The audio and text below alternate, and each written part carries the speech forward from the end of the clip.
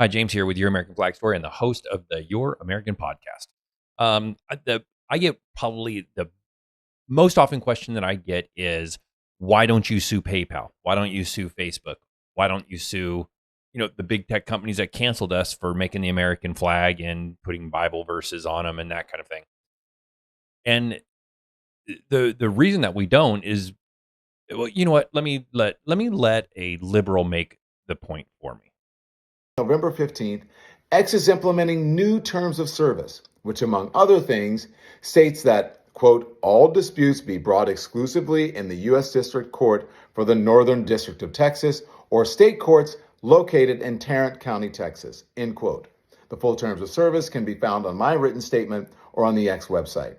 Now, as the Washington Post recently reported on X's decision to change the terms, this, quote, ensures that such lawsuits will be heard in courthouses that are a hub for conservatives, which experts say could make it easier for X to shield itself from litigation and punish critics.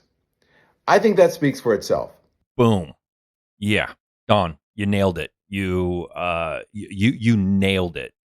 It's exactly the same thing in the Silicon Valley.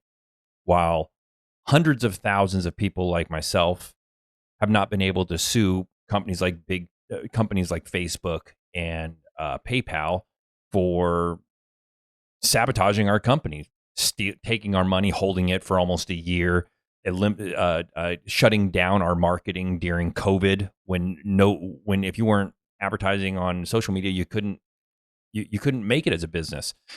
And what recourse do we have? We can sue them in the Silicon Valley, where every single judge there has been appointed by a politician whose campaign and election was paid for by big tech giants like Facebook and PayPal.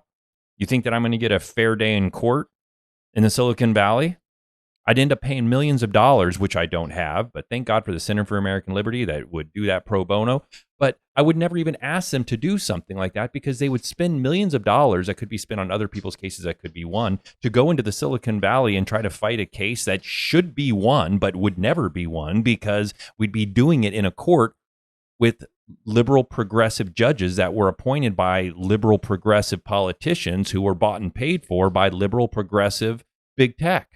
So, yeah, Don, it's kind of exactly the same thing that you're complaining about.